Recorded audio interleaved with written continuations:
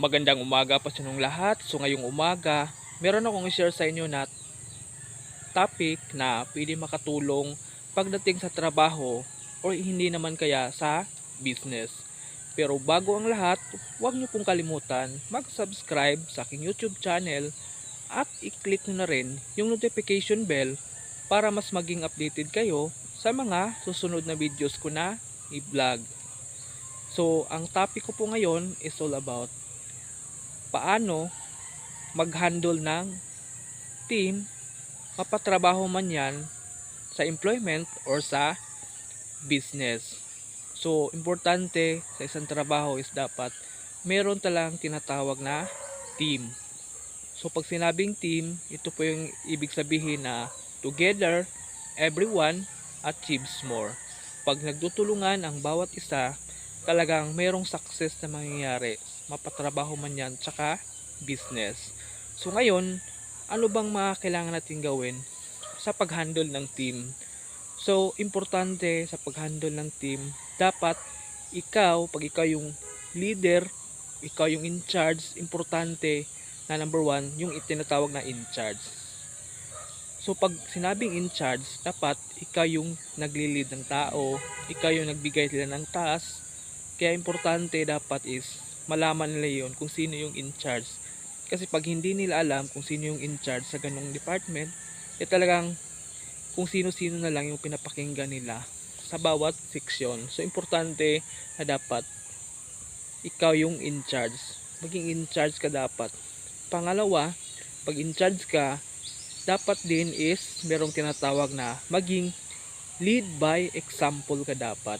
Kaya pag ikaw yung in charge, dapat makita ng tao o ng team mo na ikaw ay magandang halimbawa. So, ang lead by example, ito po yung pag-lead mo sa trabaho, kung ano yung tama, ano yung mga dapat gawin, ano yung task na kailangan mong gawin araw-araw. Nang sa ganun is ma-internalize nila na yun yung mga kailangan gawin araw-araw at mga dapat na i-production, ano man yung mga plano mo na pwede ikakaganda sa trabaho. So, importante pa rin yun talagang na maging lead by example. Kasi tandaan, you cannot lead people when you are not a good example. So, napaka-importante yung lead by example sa pag-handle ng team. At meron pa yung tinatawag na give them responsibility. Sa pagkakaroon ng team, importante, hindi lahat ng tao pare-parehas. May iba, magaling sa high procedural pero low sa personal. So, importante dapat kailangan natin is turuan natin ng maayos. Kasi, ang pagkaroon ng responsibilities yan, matututunan naman nila yan once na mayroong tamang instruction or procedure na dapat susundin nila. Nang sa ganun, hindi sila magkawatak-watak kung ano yung mga dapat gawin nila. So, give them responsibilities. Napaka-importante yon. Huwag mong akuhin talaga dapat lahat yung trabaho ng isang team. Kasi, mahihirapan ka nun pag ikaw, inaako mo talaga lahat. Kaya nga kayo team, kasi magtutulungan kayo kung ano yung mga dapat gawin. Nang sa ganun ay mapadali yung trabaho. So, importante yung giving responsibility. At meron pa, dapat alamin mo kung ano yung weakness at saka strength nila. So, ang tanong, paano mo naman malalaman kung ano yung weakness at saka strength nila? Dapat, pwede mo naman siya bigyan ng task at i-challenge mo siya kung ano yung mga dapat mong ipagawa. Nang sa ganun is ma-identify mo kung ano yung strength niya at saka weakness niya. Kung ano yung strength niya, dapat i-continuous niya. At the same time, dapat ipa-improve pa. At the same time, turuan mo pa na mas lalong mag-grow yung thinking niya sa ganong opportunity o sa ganong trabaho. Importante yon.